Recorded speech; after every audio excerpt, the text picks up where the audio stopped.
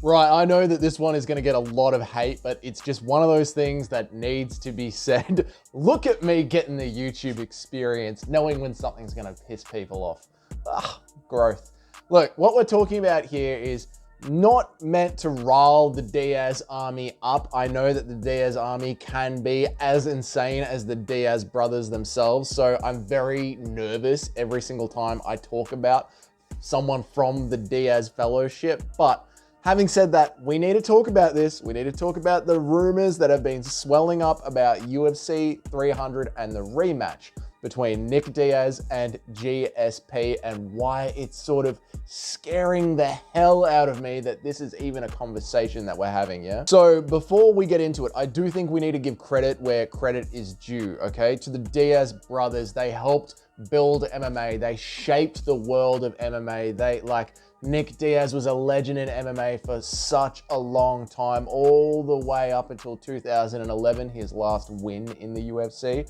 And even a little bit past it, they're a warrior of the sport. They deserve the legend they carry with them. Both of them deserve the legend they carry with them. But they should be carrying that legend around with them on this side of the cage, on the side of the cage that you and I sit on. At UFC expos, at fan experiences in Las Vegas during UFC fight weeks, like meeting fans, that's how they should be carrying around the legend of the sport. Not in modern MMA, not in the cage in 2024. And if we see Nick Diaz at UFC 300, it's going to be an absolute insult to modern MMA fans, but also the performance is going to be an insult to the Diaz legacy, right? Which, quite frankly, took a massive hit at UFC 266 the last time that Nick Diaz fought. So where's this conversation coming from? Let's just back up a moment. There are rumors swirling around for UFC 300,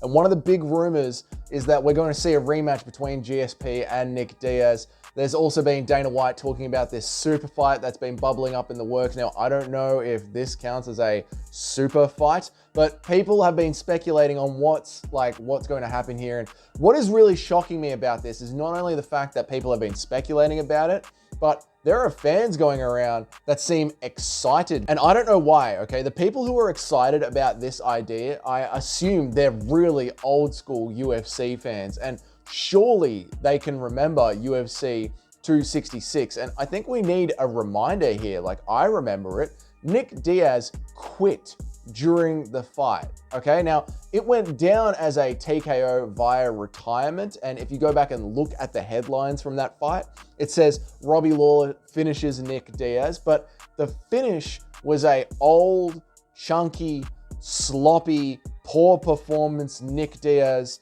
sitting on the ground and just waving off the fight like it was a slow motion fight. I remember watching that fight, and while I was watching it, we were talking with the mates, like, this looks like two drunk uncles having a backyard fight. It was not good MMA. It was fun, but it wasn't good MMA. And no matter how much grit and determination and heart that the Diazes had in 2008, 2009, 2010, 2011, the last time we saw Nick Diaz in the octagon, he looked horrible and he quit. That's just a fact. He got outclassed by Robbie Lawler, plain and simple. Now, I can hear you right now smashing on the clickboard like, how dare you? Yeah, this channel's trash. You're trash. Get off the couch. Nick Diaz is a legend. How dare you hate a trash. Like, I get it. I hear you. Like, I love Diaz too, yeah. I love the Diaz army. But I mean, this is just the way that it is now today. There's no point lying to ourselves about it and how it is. Now, pair the last time, St Pierre, pair the last time you saw Nick Diaz, right, against just George St Pierre, okay? Do I even need to bring up what happened last time we saw George St Pierre in the cage? And not only that performance against Bisping, but George St Pierre's been doing interviews and podcasts and constantly talking about how he still thinks he has that eye of the tiger. And just look at George St Pierre, physically, in his recent training videos. He doesn't just stay fit in case perhaps one day there's a chance to get back in there. The guy is still training like an animal. He is still 100% fighting fit to get back in the cage. If George wants to go in that cage again, he would probably destroy Nick Diaz, like literally tear a limb off that old body. It would be the most unfair rematch anyone has ever seen in the history of our sport. I don't understand how anyone can be an MMA fan and be excited about this matchup. Like, if you want to see George St Pierre fight Nick Diaz, just get Fight Pass for $10 or $15 or whatever it is plus inflation, okay? And like, I love sitting up on a quiet Saturday night, or when I'm out camping, I download a bunch of old fights, old fighters' career, and I literally like will rewatch their entire career. I'm talking like the walkouts, the fights, the post-fight press conferences. I go back as far as I can in Fight Pass, and I'll just be like, right, George St Pierre's career right now, Nick Diaz's career right now, Khabib's career right now. I love going back and like watching these careers like I'm rewatching Marvel's Phase 1 or I'm rewatching an old TV show. It's like one of the most relaxing and fun, weird things that I like to do.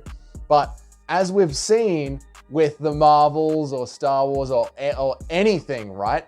The remake is never as good as the original. Have we learned nothing over this decade of horrible remakes? The original is the best, and I don't want to see a remake of George St Pierre versus Nick Diaz. I just don't. The other thing that I wanted to bring up here was a couple of years ago, George St Pierre did a very famous podcast with Joe Rogan. I just want to remind you about that podcast with Joe Rogan. George St Pierre was talking to Joe about how he has blanks in his memory loss. He literally thinks he gets abducted by aliens sometimes. And what the rest of the world saw and noticed there was George St Pierre is suffering from early onset CTE. And I'm genuinely worried about George St Pierre's mental health as he gets into his older years of life. Like, he is one of the greatest minds that we have in MMA. And I think the end of the road of George St Pierre is going to be a tragedy. And I don't want to see George St Pierre, I don't want to see him take a single punch ever again. His brain doesn't need any more rattling. And as horrible as Nick Diaz looked in his last fight, if that fight does happen in 2024, I have no doubt that Nick Diaz will land at least one punch on George St Pierre. And I think at this stage of George's life, a single punch landed on him is one punch too many. I am not joking at all. He's already suffering from mental blackouts.